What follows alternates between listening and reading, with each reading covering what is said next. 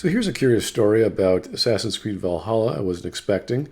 Previously, I was going to talk about the nature of the Viking, their history, their past, what they actually did. There's the famous saying, they rape and pillage. What does that mean? Is Ubisoft going to actually show a proper historical representation of the Vikings, how they lived, how they fought? What is a proper historical depiction of Vikings? It's always up to debate.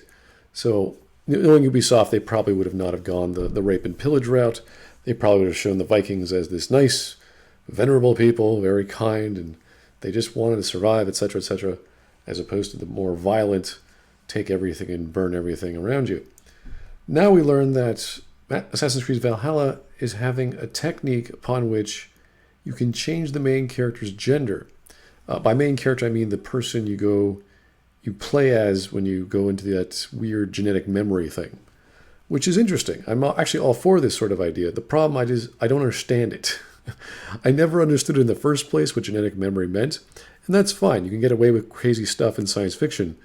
But now we're saying, hey, you can go back in this weird historical reminiscence of you jumping around in buildings and parkouring all over the place, but also it's the same ancestor. It's exactly the same character, Ivor or Eivor, and he or she might have been male or female. And you're like, wait a second, is it an ancestor or isn't it? If it's an ancestor, they were a real person. They weren't sometimes male. They weren't sometimes female. Either were or were not. I don't think there were very many options for being male or female. You were either born that way or you weren't. So I'm kind of curious what the director, or rather creative team, has to say about this. The game's new Animus, the series staple technology that allows modern-day individuals to relive the memories of their ancestors, will feature an option to change the memory stream. So, okay, so memories are malleable. They can just, whatever. Sometimes you're in Italy, sometimes you're in Istanbul. It just happens that way. So switch back and forth between male and female versions of Ivor. You're like, all right, okay, I'm with you so far. It fully embraces the often overlooked science fiction nature of our series. I was like, well, we know it's science fiction. We know it's genetic memory. We don't understand it. How is this possible? Why is this possible? What possible reason would you want to do this? This is not the same as, let's say, changing your male or female gender in a Fallout game, because those genders don't really mean anything to the story. You can just play as whatever you like. The character is pretty much an avatar for you to do what you want. But these characters are fully voice acted. So you have characters with backgrounds and stories and musings and attitudes. Like Ezio Auditore was not Enya Auditore. It was a guy. It was very much a male. And he flirted with women. And he had very, very defined bodily parts. You don't want to necessarily take that away and change them up. That wouldn't make sense. You can go to the Animus layer of our game. There's an option to change the memory stream. To explain why I would spoil a long-running secret. It's like, really? What long-running secret? Maybe this is finally going to be revealed in the 20th version of Assassin's Creed. Trying to remember the pieces of Adam. They allow you to change your gender? I don't think so. So the technology has to do with it. It has to be something to do with the Animus system. But I will say that the whole reason why you can switch gender back and forth fully embraces the often overlooked science fiction nature of our series. Again, I don't know what that means. I'm quite sure X and Y chromosomes are pretty much part of the whole package of an organism, at least a human organism. Not sure how you can just play around with memory.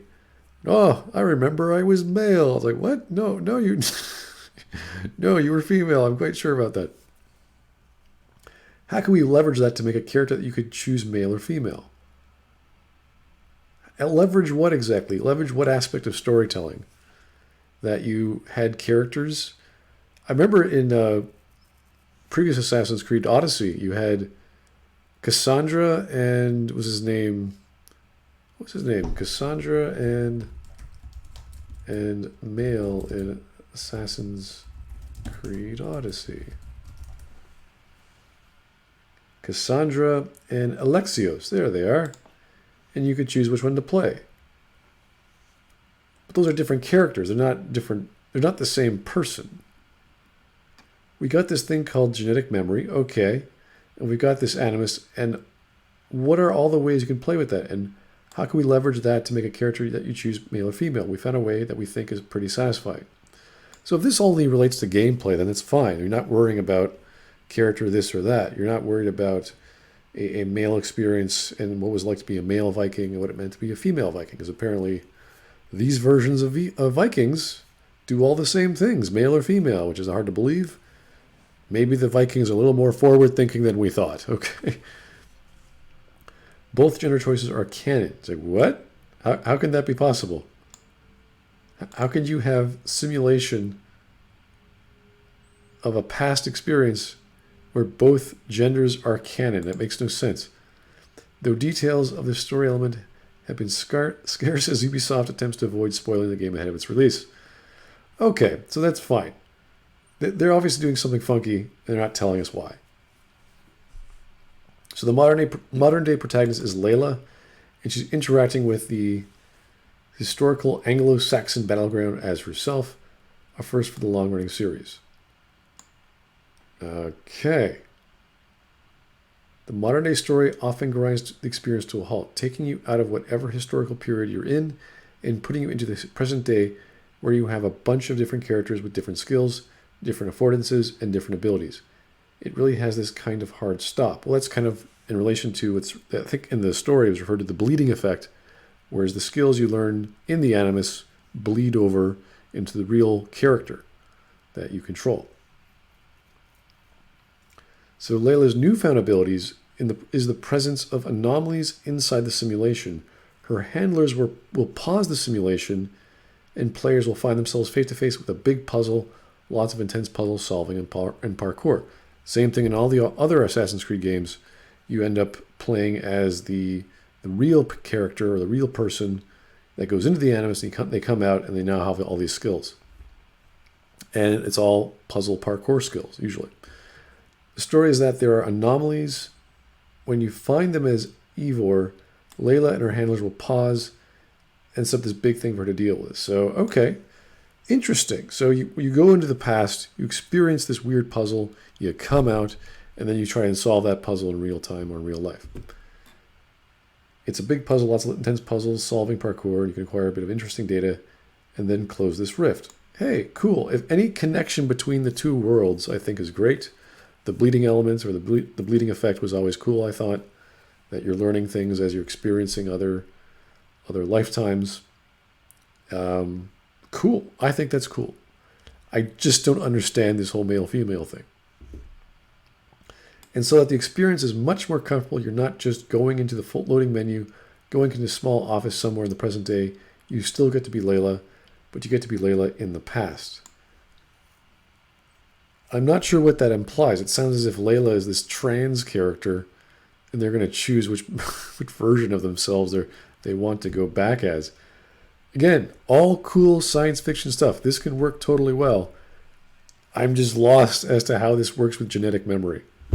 So, hey, if Ubisoft can create a world where this sort of thing is possible, where you have characters that can go back in time and relive their ancestors, and their ancestors may or may not be male, female.